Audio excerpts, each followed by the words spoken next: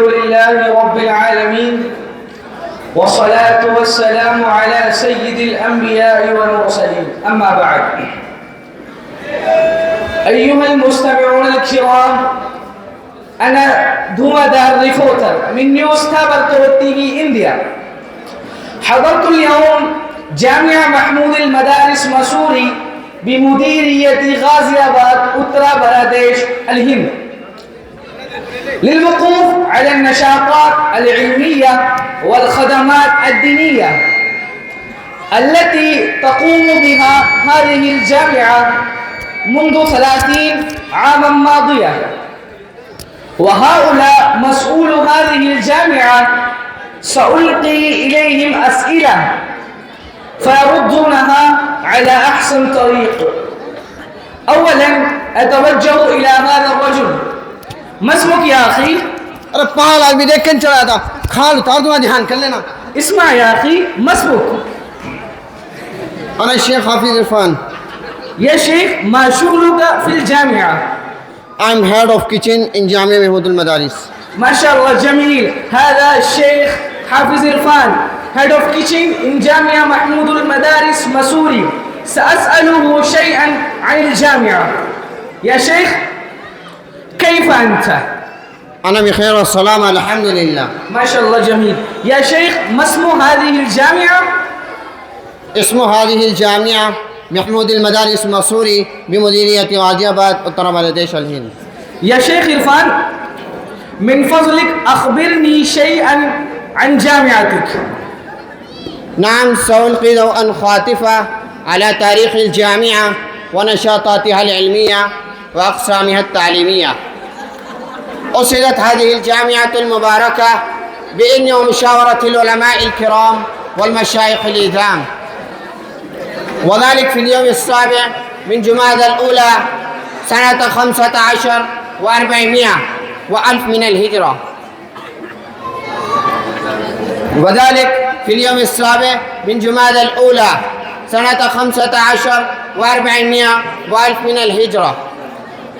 ولا تهدف الجامعة إلا تقريب المسلمين وأطفالهم إلى الإسلام وشعائره والعلوم الدينية والإسلامية، تسهل لهم في المستقبل السلوك على الصراط المستقيم. والسلام عليكم ورحمة الله وبركاته. وعليكم السلام ورحمة الله وبركاته. ما شاء الله جميل، شكرا يا شيخ عرفان. بعد ذلك أتوجه إلى هذا الرجل، ما اسمك يا أخي؟ اسمي محمد توقير. يا توقير ما شغلك في الجامعة؟ I am Minister of Electronics. ما شاء الله جميل.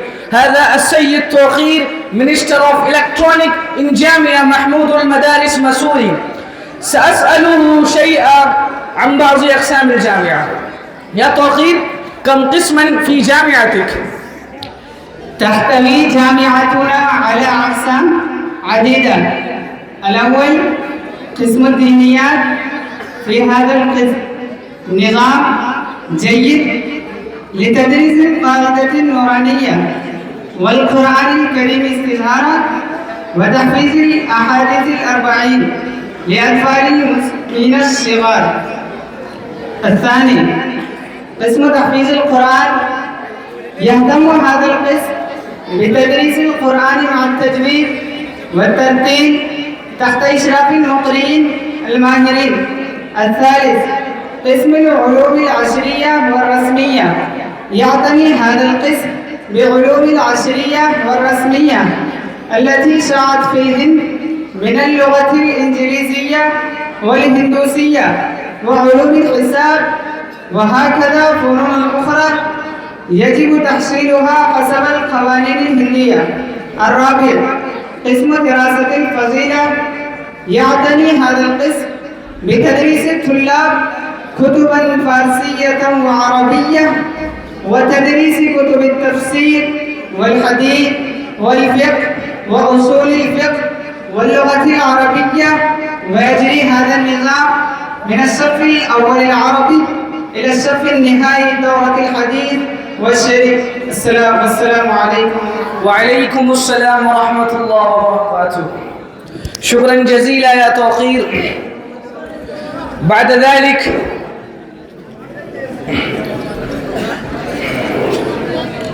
أنا أتوجه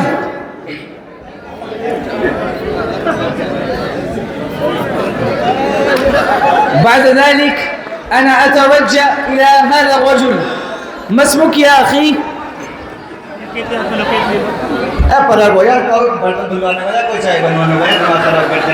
اسمع يا أخي، ما اسمك؟ أنا فرقان الشايوالا. ما شاء الله. يا فرقان، ما شغلك في الجامعة؟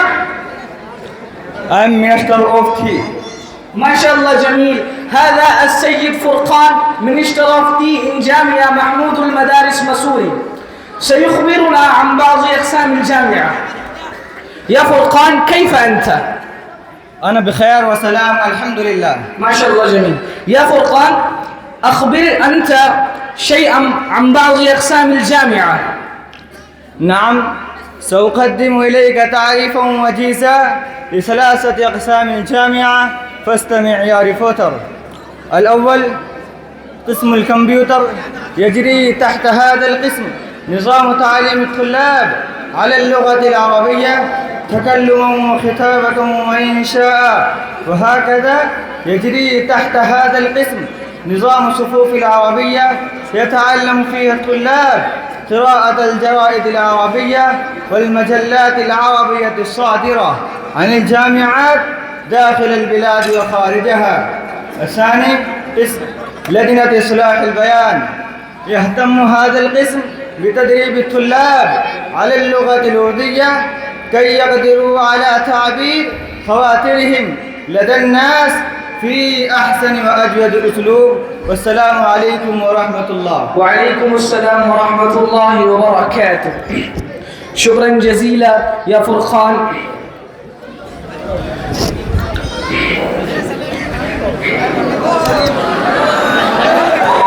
بعد ذلك أتوجه إلى رجل. ما اسمك يا أخي؟ اسمي محمد فرمان. ما شاء الله. شيخ فرمان، ما شغلك في الجامعة؟ أنا مينستر أوف فاينانس. ما شاء الله جميل. هذا الشيخ الحافظ فرمان Minister of Finance in جامعة محمود المدارس. يا شيخ فرمان، قد سمعنا أنه أقيم هذا العام قسم جديد في الجامعة، هل يمكن لك أن تعرفني عن نشاطاته من فضلك؟ نعم إي والله، لأخبرنك عنه لأنه من أهم أقسام الجامعة. اسم هذا القسم قسم المحاضرات العلمية. نظرا إلى طوفان الإلحاد والارتداد، بدأت الجامعة سلسلة ذهبية مباركة باسم المحاضرات العلمية، تقدم فيها كل شهر على رؤوس الطلاب محاضرة غالية طويلة تستغرق 3 ساعات أو أكثر حول اعتراضات وشبهات تلقى من قبل أعداء الإسلام والمسلمين. يشارك فيها عدد هائل من الطلاب بكل جد ونشاط. وبعد نهاية المحاضرة تجري سلسلة الأسئلة والأجوبة، فالطلاب أحرار في تقديم أي اعتراض وشبهة تخطر بالهم بشأن الإسلام والشريعة المطهرة، وذلك كله بأسلوب بسيط سهل الإدراك وبطريقة جذابة ممتعة. وقد تلقينا نجاحا كبيرا في هذا الميدان، وجهودنا لا تزال تتقدم إلى الأمام. مستشفى الجامعة حينما حلت جائحة فيروس كورونا قبل أعوام، رأينا جميعا أن ذلك الضغط كان ضيقا على المسلمين، فتحمل فضيلة الشيخ محمد خالد القاسمي مدير جامعة محمود المدارس مسوري عبء مسؤولية كبرى بعد نهاية كورونا على الفور، وعزم على أن يبني مستشفى كبيرا يقوم بخدمات المسلمين في منطقة مسوري وغازي آباد على نفقات يسيرة، فقام الشيخ ويقوم بجهود حثيثة في تكميل مبنى المستشفى وعملية بنائه تجري حاليا. ألتمس منكم جميعا أن تدعوا الله تعالى لتكميل بنائه وبدء الخدمات الطبية فيها في أقرب وقت ممكن. السلام عليكم ورحمة الله. وعليكم السلام ورحمة الله وبركاته. شكرا جزيلا، ما شاء الله ما شاء الله، شكرا جزيلا يا شيخ فرمان. بعد ذلك أتوجه إلى هذا الرجل. ما اسمك يا أخي؟ يا أخي ما اسمك؟ क्या है मुझे और काम है يا أخي اسمع، ما اسمك؟ मेरा नाम ताऊ बगीरा يا طاو فقيرة، ما شغلك في الجامعة؟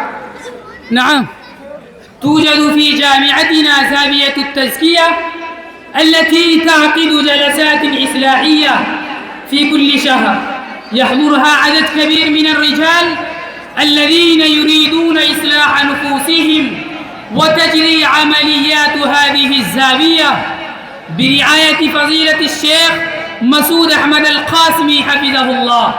وهكذا أسست الجامعة كلية للعلوم العصرية للبنات والبنين المسلمين كي يحصلوا على العلوم الرسمية في بيئة إسلامية ويبعدوا عن النشاطات التي تدفعهم إلى الارتداد في كليات الهندوس والمسيحيين والآريين. وعملية بنائها أيضا تجري منذ أعوام ماضية. ادعو الله تعالى لتكميل بنائها في أقرب وقت ممكن. ما شاء الله ما شاء الله. يا تو فقيرة، في نهاية المقال أخبرني عن مسؤولي هذه الجامعة الذين يقومون بخدمات جليلة في كل ميدان.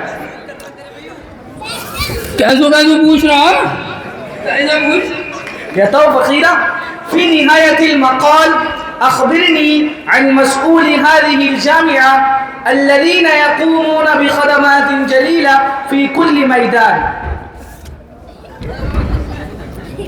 نعم استمع لأجيبنك مفصلا عن هذا السؤال. فأما المدير ومؤسسها فهو سماحة الشيخ محمد خالد القاسمي، والشيخ مسعود أحمد القاسمي فهو شيخ الحديث ورئيس هيئة التدريس بالجامعة. ونائب المدير فضيلة الشيخ عباد الله القاسمي حفظه الله. والمدير المساعد فضيلة الشيخ أرشد خالد القاسمي حفظه الله.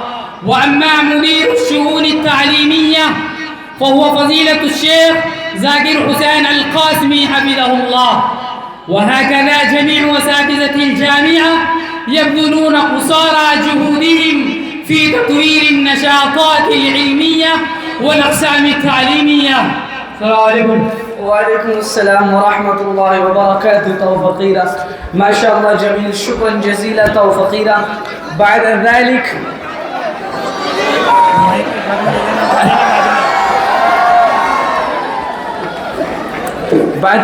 أتوجه إلى هذا الرجل. ما اسمك يا أخي؟ يا أخي اسمع، ما اسمك؟ يا أخي ما اسمك؟ أنا الطاو سليم.